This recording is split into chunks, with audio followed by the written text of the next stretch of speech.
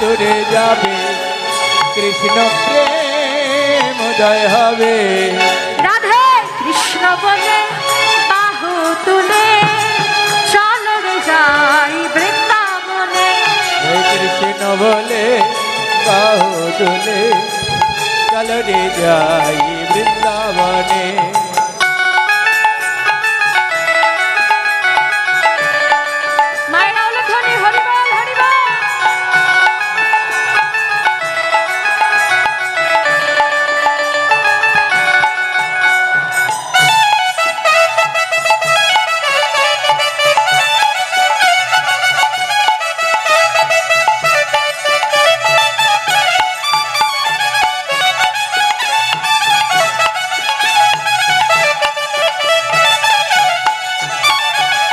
যেখানে নেই কোনো ভয় যেখানে আছে শুধু জয় যেখানে নেই কোনো যাতনা যেখানে নেই কোনো যাতনা ও যেখানে নেই কোনো ভয় যেখানে আছে শুধু জয় যেখানে নেই কোনো ভয় যেখানে আছে শুধু জয় বদন ভরে এই নাম গান ভরে এই নাম গান বদন ভরে এই নাম গান ভরে এই নাম গান বল না কৃষ্ণ কৃষ্ণ না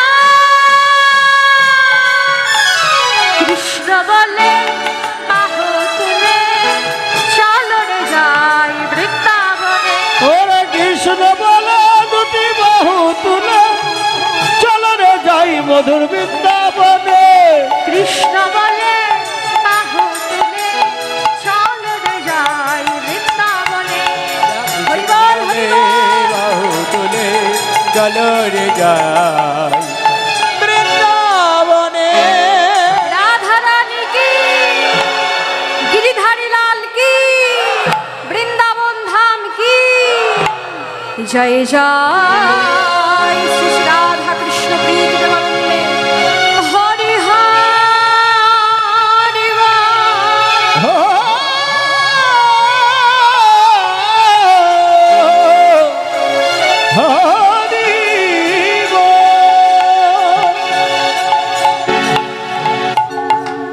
जय राधे श्रीधाम वृंदावन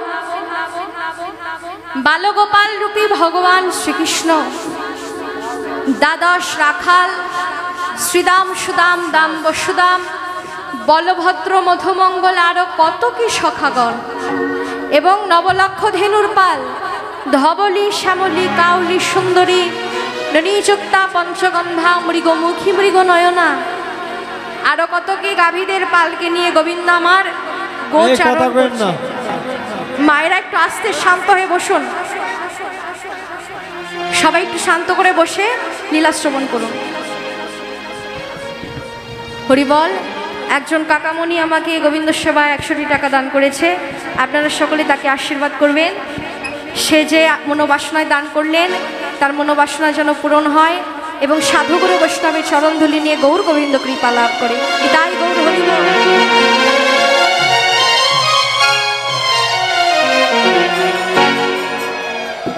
हरि बोल आज के गोविंद राखालादि धेनु बत्सगण की निये गोचारण करছে गोठो खेला खेलছে और गोविंदेर এই गोचारण गोठो खेला दर्शन करছেন वैष्णव कवि আর একজন কাকুমণি গোবিন্দ সেবা 100 টাকা দান করেছেন আপনারা তাকে আশীর্বাদ করবেন তার মনোবাসনা যেন পূরণ হয় এবং সাধুগুরু বৈষ্ণবের চরণধুলি নিয়ে সুস্থ থেকে सब समय যেন গৌর গোবিন্দ সেবা করতে পারে এবং গৌর গোবিন্দ কৃপা লাভ করে হরি বল হরি বল হরি বল হরি বল হরি বল দাদা একটু বাড়াও আজকে গোবিন্দ গোচারণ করছে কেমন করে হরি বল ধেনু সঙ্গে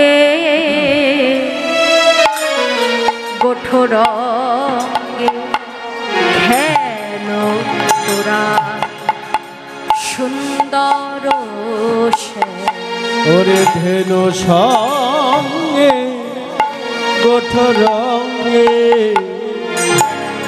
তোরা সুন্দর শ্যাম হরে ধেনু সঙ্গে গঠ রঙ্গে খেলো তোরা সুন্দর শ্যাম আস্ত ব্রজে আনন্দ ধরে না রে। ওই গোলক বিহারী এবার ভুলক ছাড়ি আনন্দ আর ধরে না রে। ওরে গোলক বিহারী গোলক চারি আনন্দ ধরে না রে। গোলক বিহারী গোলক চারি আনন্দ আর ধরে না রে। ওই গোলক বিহারী এবার ভুলক ছাড়ি সবাই মুখে বল হরি হরি হরি বল হরি হরি গোলক চারি মুখে বল হরি হরি গোলক চারি মুখে বল হরি হরি। হেনো সঙ্গে গোঠ রঙ্গে খেলো তোরা সুন্দর শ্যাম কাছনি পাছনি মিত্র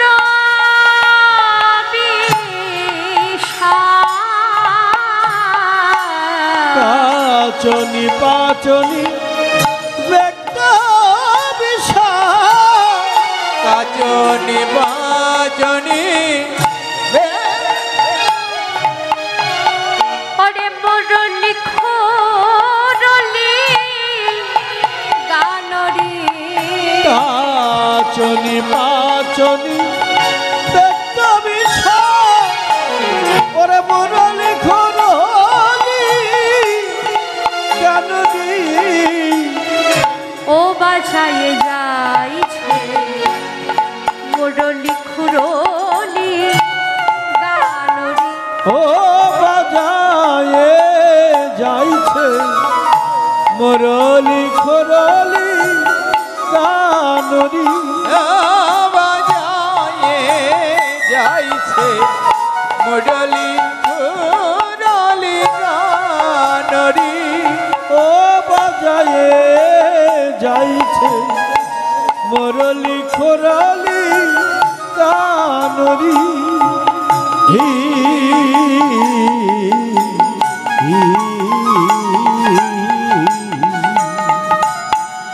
গোবিন্দ আমার রাখালাদি ধেনু বৎসগণকে নিয়ে গোচারণ করছে, গোঠো খেলা খেলছে। হরিবল অনেক ভক্তই গোবিন্দ সেবায় দান করছে। যারা গোবিন্দ সেবায় দান করছে যে যে মনোবাসনা নিয়ে, আপনারা সকলেই তাদেরকে আশীর্বাদ করবেন, তাদের প্রত্যেকের মনোবাসনা যেন পূরণ হয় এবং সাধুগুরু বৈষ্ণবের চরণধুলি নিয়ে গৌর গোবিন্দ কৃপা যেন লাভ করে। তাই গৌর হরিবল। হরি বল।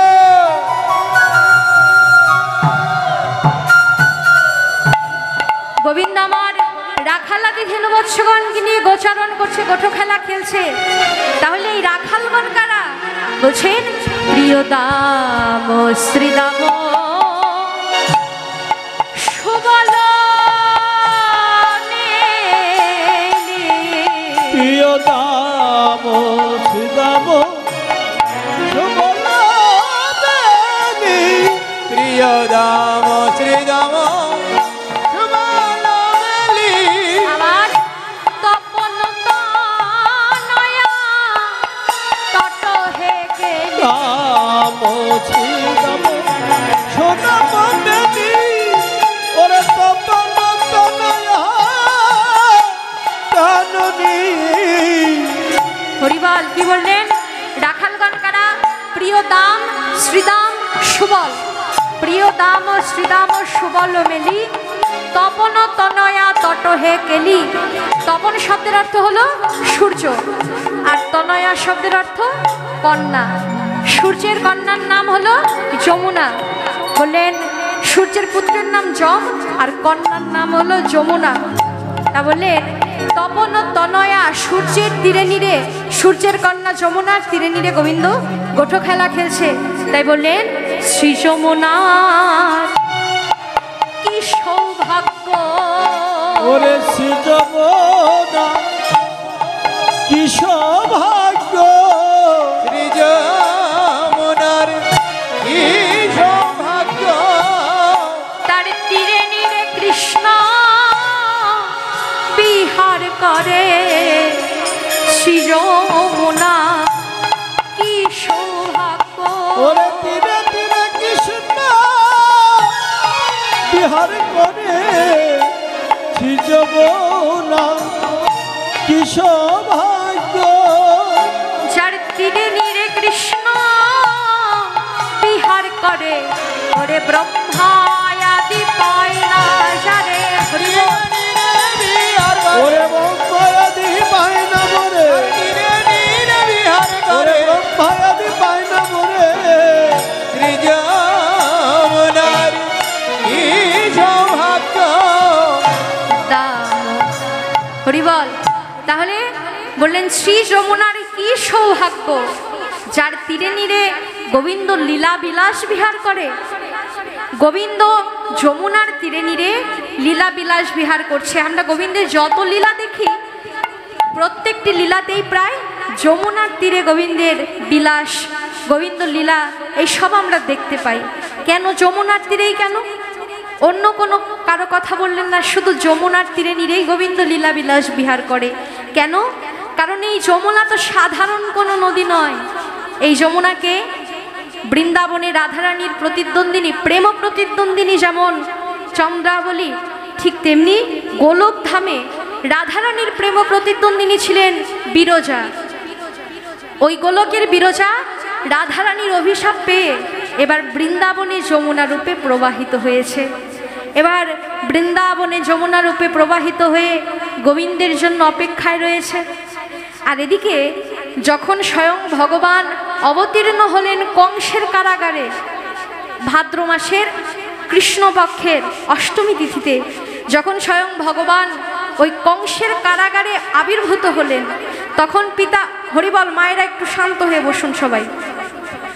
তখন পিতা বসুদেব ওই কংসের কারাগার থেকে গোবিন্দকে নিয়ে নন্দালয়ে যাবার জন্য রওনা হলেন। যখনই নন্দালয়ে যাবে এমন সময় মাঝপথে পড়ল যমুনা। যমুনার সামনে এসে বসুদেব থমকে দাঁড়ালেন। যমুনায় অসংখ্য জলরাশি দেখে মনে মনে চিন্তা করলেন, যমুনার এত জল পার হয়ে আমি কেমন করে নন্দালয়ে যাব। এবার চিন্তায় পড়ে গেলেন বসুদেব। এবার ভগবানের লীলার পুষ্টি সাধনকারিণী অঘটন ঘটন পটীয়সী যোগমায়া কাত্যায়নী দেবী একটা শ্রীগালিনীর রূপ ধারণ করে যমুনার জলে ঝাঁপ দিয়ে পড়লেন। এবারে যোগমায়া কাত্যায়নী শ্রীগাল রূপ ধরি, ওরে যোগমায়া কাত্যায়নী শ্রীগাল রূপ ধরে, আরে যোগমায়া কাত্যায়নী শ্রীগাল রূপ ধরি, ওরে যমুনা পার হয়ে যায় অতি তাড়াতাড়ি, ওরে যমুনা পার হয়ে যায় অতি তাড়াতাড়ি, যমুনা পার হয়ে যায় অতি তাড়াতাড়ি। বলে আমি কেন পারবো না, ওরে আমি কেন পারবো না, আমি কেন পারবো না, যদি শ্রীগাল পার হতে পারে আমি কেন পারবো না, ওরে শ্রীগাল পার হতে পারে আমি কেন পারবো না, শ্রীগাল পার হতে পারে আমি কেন পারবো না। যমুনা পার হয়ে যায় অতি তাড়াতাড়ি, ওরে যমুনা পার হয়ে হরি বল। যায় অতি তাড়াতাড়ি, যমুনা পার হয়ে যায় অতি তাড়াতাড়ি। যোগমায়া কাত্যায়নী দেবী একটা শেয়ালের রূপ ধরে যমুনার জলে ঝাঁপ দিয়ে পড়লেন। যমুনা অনায়াসে পার হয়ে যাচ্ছে শেয়াল। এবার তাই দেখে বসুদেব মনে মনে ভাবছে, একটা শেয়াল পার হয়ে যাচ্ছে তাহলে আমিও পারবো। যমুনায় এত জল দেখা যাচ্ছে, কিন্তু যমুনায় যে চর পড়ে গেছে বোঝাই যাচ্ছে না। একটা শেয়াল পার হয়ে যাচ্ছে তাহলে আমিও পারবো। এই ভেবে বসুদেব শেয়ালের পিছন পিছন ছুটতে লাগলেন, মায়ার পিছন পিছন ছুটতে লাগলেন। যখন ছুটতে ছুটতে মাঝ যমুনায় এসে উপস্থিত, এবার দেখতে দেখতে ওই শেয়াল অদৃশ্য হয়ে গেল। এতক্ষণে বিদ্যুৎ চমকাচ্ছিল, বিদ্যুতের আলোতে শেয়াল কিছু কিছু দেখা যাচ্ছিল। এবার বিদ্যুৎও চমকায় না, শেয়ালও দেখা যায় না। এবার বসুদেব থমকে দাঁড়ালেন ভগবানকে স্মরণ করে। মনে মনে ভাবতে লাগলেন, এতক্ষণ শেয়াল দেখা যাচ্ছিল, এখন বিদ্যুৎও চমকায় না, শেয়ালও দেখা যায় না। ভগবানের ইচ্ছে ছাড়া তো গাছের পাতাও নড়ে না, তাহলে শেয়াল কেন অদৃশ্য হলো? কারণ ভগবান মনে মনে চিন্তা করলেন, আমি ছিলাম কংসের কারাগারে, কংসের কারাগার হতে পিতা বসুদেব আমাকে নিয়ে যাচ্ছে নন্দালয় পিতা নন্দের গৃহে, আমি তো এখনো স্নান করিনি, আমাকে তো স্নান করতে হবে। এই ভেবে বসুদেবের ওই মস্তকের উপর থেকে গোবিন্দ আমার হাত পা মোড়াতে মোড়াতে যমুনার জলে ঝাঁপ দিয়ে পড়লেন। আর যমুনা তো অপেক্ষায় ছিল কবে গোবিন্দকে পাবো। যখনই গোবিন্দকে পেয়েছে, এবার যমুনা গোবিন্দকে বক্ষে নিয়ে বলতে লাগলেন, বধূ হে, তোমায় ছাড়িয়া নাহিত দেব বধূ হে, তোমায় ছাড়িয়া না তাহি দিব বধূ হে, ছাড়িয়া নাহিক দেব আমার হৃদয় মাঝারে পরানো যেখানে, ওর হৃদয় মাঝারে পরাণে তোমাদের, তোমায় সেখানে লুকায়ে ও সেখানে লুকায়ে ও হৃদয় মাঝারে পরানো যেখানে সেখানে লুকায়ে তব বধূ হে, ছাড়িয়া নাহিক দেব। আজ তোমাকে আমি ছাড়ব না গো, ওরে আজ তোমারে ছাড়ব না গো। হরিবল। যমুনা তো অপেক্ষায় ছিল কখন গোবিন্দকে পাবে। যখনই যমুনা গোবিন্দকে নিজের বক্ষে পেল, গোবিন্দকে ডেকে বলছে, গোবিন্দ হে, এত অপেক্ষার পরে তোমাকে পেয়েছি, আজকে আমি আর তোমায় ছাড়বো না। গোবিন্দ বলতে লাগলেন, যমুনা, তুমি যদি তোমাকে তোমার হৃদয় মাঝে আমাকে রেখে দাও, তাহলে তুমি একাই শুধু আনন্দ পাবে, সুখ পাবে। কিন্তু এই অনন্ত কোটি বিশ্ব ব্রহ্মাণ্ড, এত মুনি ঋষিরা, তারা কংসের অত্যাচারে যে ধ্যান যজ্ঞ করতে পারছে না, তাদের কি অবস্থা হবে? তাই যমুনা, তুমি আজকে আমায় ছেড়ে দাও, আজকে আমায় যেতে দাও। তবে আমি তোমাকে কথা দিচ্ছি যমুনা, আগামী যখন আমি লীলা করব, তোমার তীরে নীরেই আমি সখাগণকে নিয়ে লীলা করব। আর সব থেকে বড় কথা, রাধারানী সহ অষ্ট সখীকে নিয়ে তোমার জলে আমি লীলা বিলাস বিহার করব। হরিবল হরিবল।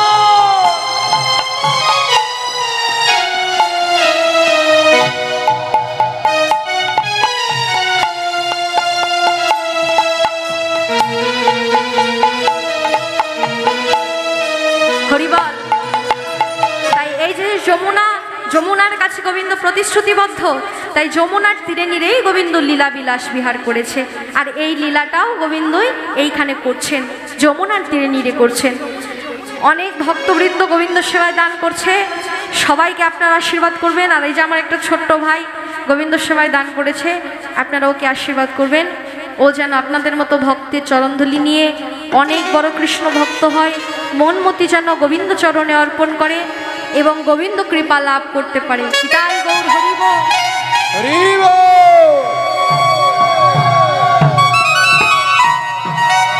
হরিবল।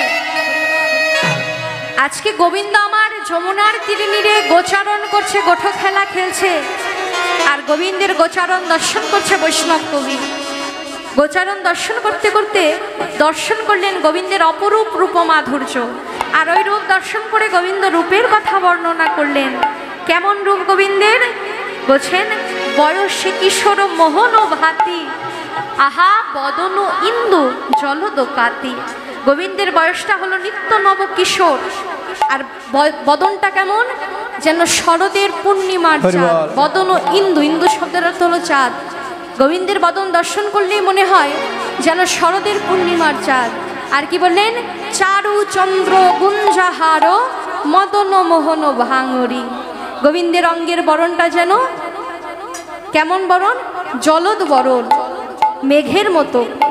আজকে গোবিন্দ আমার লীলা বিলাস বিহার করছে, এই গোবিন্দের লীলা দর্শন করছে বৈষ্ণব কবি। আর দর্শন করে গোবিন্দের রূপের বর্ণনা করছে, গোবিন্দের পরিচয় দিচ্ছে। কি পরিচয় দিলেন গোবিন্দের? আগম নিগম বেদসার, লীলার ছলে করে গোঠবিহার। বেদে যিনি প্রতিপাদ্য, তিনি এবার লীলার ছলে ব্রজেতে ব্রজেন্দ্রনন্দন হয়ে লীলা বিলাস বিহার করছে। গোবিন্দ অনাদিরাদি সর্বকারণের কারণ, তিনি হলো লীলাময়। আর এই লীলাময় লীলাটি দর্শন করলেন কে? তিনি হলো নসির মামুদ করত হিয়া। ওরে নছির মামদ করত হিয়া, নসির মামুদ করত হিয়া। তোমার চরণে শরণ দানবী, তোমার চরণ শরণ দানবী। তোমার চরণে শরণ দানবী। আমায় ঠেলে ফেলো না হে, চরণে শরণ দানবী। আমায় ঠেলে যেও না গো, চরণ শরণ দানবী। আমায় ঠেলে ফেলো না গো, চরণে শরণ দানবী।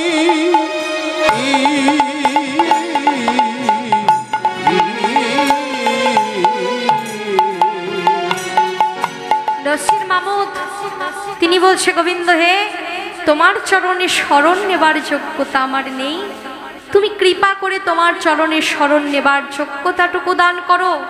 এই নসির মামুদকে, তিনি একজন মধ্যযুগীয় বৈষ্ণব কবি। মধ্যযুগের বাংলা গীতি কবিতা একটা বই আছে, যেটা অনার্স লেভেলে বাংলায় পড়ানো হয়। তো এই বইটার মধ্যে নসির মামুদের অসংখ্য পদ রয়েছে, তার নাম উল্লেখ রয়েছে।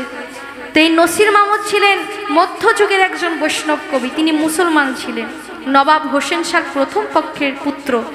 এতটা সাধনা করেছে যে গোবিন্দ স্বয়ং তাকে দর্শন দিলেন।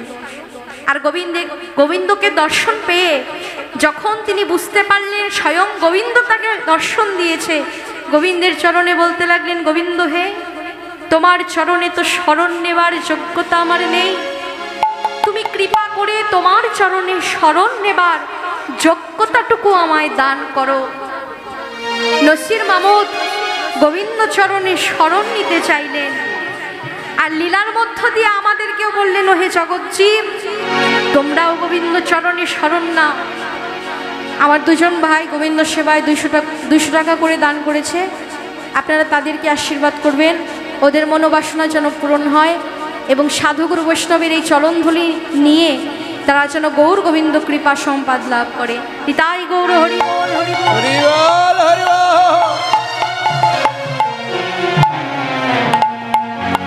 নসির মামুদ গোবিন্দকে বলছে, গোবিন্দ হে, তোমার চরণে শরণ নেবার যোগ্যতা আমার নেই, কৃপা করে তুমি তোমার চরণে শরণ নেবার যোগ্যতাটুকু আমায় দান করো। নসির মামুদ গোবিন্দ চরণে যে শরণ নিচ্ছে, আমাদেরকেও বলছে তোমরাও গোবিন্দ চরণে শরণ নাও, কারণ গোবিন্দ চরণ ছাড়া আমাদের তো কোনো গতি নেই।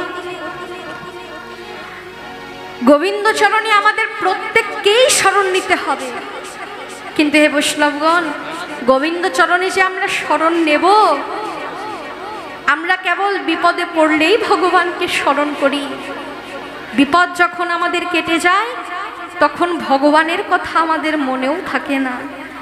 তাই আমাদের এই ভজনহীন সাধনহীন দেহে আমার ভাগ্যে গোবিন্দ চরণে শরণ নেওয়া হবে কিনা তাও তো জানি না। কিন্তু হে বৈষ্ণবগণ, গোবিন্দ চরণ পাই বা না পাই, আজকে যে আপনাদের মতো অনুরাগী অগণিত সাধুগুরু বৈষ্ণবের চরণ পেয়েছি, এই ভক্তের চরণে শুধু এটুকুই নিবেদন, আজকে আপনাদের মতো অনুরাগী ভক্ত চরণ যেমন পেয়েছি, কর্মফলে যে কুলেই জন্ম হোক না কেন, এই ভক্ত সঙ্গ যেন করতে পারি। কারণ এই ভক্ত সঙ্গের অনেক মহিমা, সাধুগুরু বৈষ্ণবের সঙ্গের এমনই মহিমা যে মহিমা না বললেই নয়। বাস্তব এক উদাহরণ, একজন ভক্ত তার গৃহে গোবিন্দ সেবার আয়োজন করেছে, ভক্ত সেবার আয়োজন করেছে। বৈষ্ণব সেবার আয়োজনের দিন ওই ভক্তের গৃহে রান্নাঘরে চালে আগুন ধরে গেছে হঠাৎ। এবার ওই ভক্ত সকল বৈষ্ণবগণকে উদ্দেশ্য করে প্রশ্ন করে ফেললেন, আজকে আমার গৃহে এত অগণিত সাধুগুরু বৈষ্ণবের আগমন ঘটেছে, কিন্তু এত সাধুগুরু বৈষ্ণবের আগমন ঘটবার পরেও কেন আমার গৃহে আজকে আগুন ধরে গেল? এই প্রশ্নের উত্তর যদি না পাই, তাহলে আমি আমার গৃহে আর জীবনেও কোনো দিন বৈষ্ণব সেবার আয়োজন করব না। এই বৈষ্ণবগণের মধ্যে অন্যতম ছিল বিশ্ববরেণ্য দার্শনিক ভগবত গঙ্গোত্তরী ডক্টর মহানামব্রত ব্রহ্মচারীজি। তিনি বললেন, তোমার এই প্রশ্নের উত্তর আমি দেব, কিন্তু আজ নয়, 7 দিন পর তুমি আমার সঙ্গে গিয়ে দেখা করবে। এই বলে মহানামজি চলে গেলেন শ্রীধাম শ্রী অঙ্গন ফরিদপুর। প্রভুর চরণে প্রণাম করে বলছে, প্রভু আজকে ওই ভক্তের গৃহে এত সাধুগুরু বৈষ্ণবের আগমন ঘটেছে, সাধুগুরু বৈষ্ণবের চরণধুলিতে ওই গৃহ বৃন্দাবন ধামে পরিণত হয়েছে, কিন্তু এত সাধুগুরু বৈষ্ণবের আগমন ঘটবার পরেও ওই ভক্তের গৃহে কেন আগুন ধরে গেল? তুমি কৃপা করে এই প্রশ্নের উত্তরটা আমাকে একটু মিলিয়ে দাও। অনেক গ্রন্থাদি পড়লেন, উত্তর মেলাবার চেষ্টা করলেন, কিছুতেই উত্তর যেন আর মিলাতে পারলেন না। অবশেষে জ্যোতিষশাস্ত্র বইটি খুলে ওই ভক্তের নাম, রাশি, জন্ম তারিখ, জন্মবার ইত্যাদি দিয়ে যখন বিচার করতে লাগলেন, তখন দেখতে পেল ওই ভক্তের ওই দিবসে, ওই দিনেই অগ্নি সংযোগে মৃত্যু যোগ লেখা ছিল। এবার 7 দিন পর ওই ভক্ত চলে এসেছে মহানামজির কাছে, এসে বললেন, আমি প্রশ্ন করেছিলাম, আমার প্রশ্নের উত্তর চাই। মহানামজি বলল, তোমার প্রশ্নের উত্তর আমি পেয়েছি, তুমি আমার সঙ্গে এসো।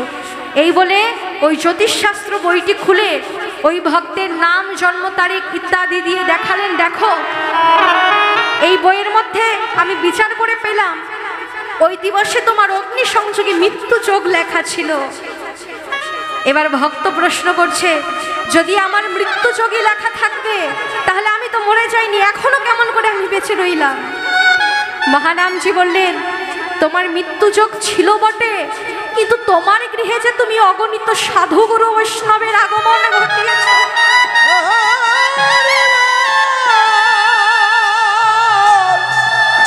এই সাধুগুরু বৈষ্ণবের চরণধুলিতে তোমার মৃত্যু যোগ কেটে গেছে।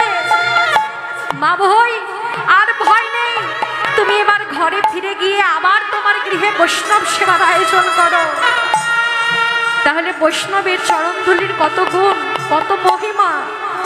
আমরা যে ভাগ্যক্রমে এমন অগণিত সাধুগুরু বৈষ্ণবের চরণ পেয়েছি, দেবদুল্লভ মানব জন এমন সাধুগুরু বৈষ্ণবের চরণ পেয়েছি, সঙ্গ পেয়েছি, আর তো ভাগ্যে নাও হতে পারে। তাই লীলার এক প্রান্তে আপনাদের মতো অনুরাগী ভক্তের শ্রীচরণে শুধু এটুকুই আমার নিবেদন, আজকে যেমন ভক্ত সঙ্গ পেয়েছি, আজকের পর কর্মফলে আমার যে কুলেই জন্ম হোক না কেন, এই ভক্তের সঙ্গ ছাড়া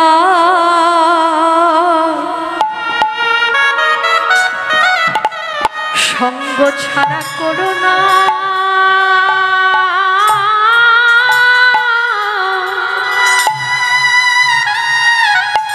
করো না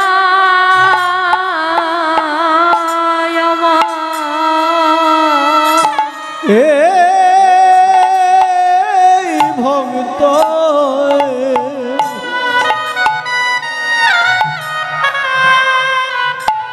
ভক্তের সঙ্গ ছাড়া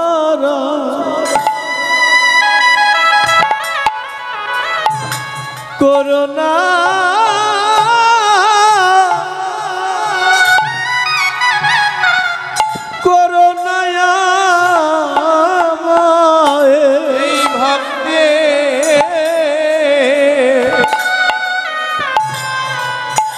ভক্তের সঙ্গ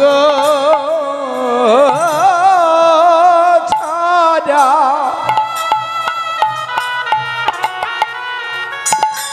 ওগো করোনা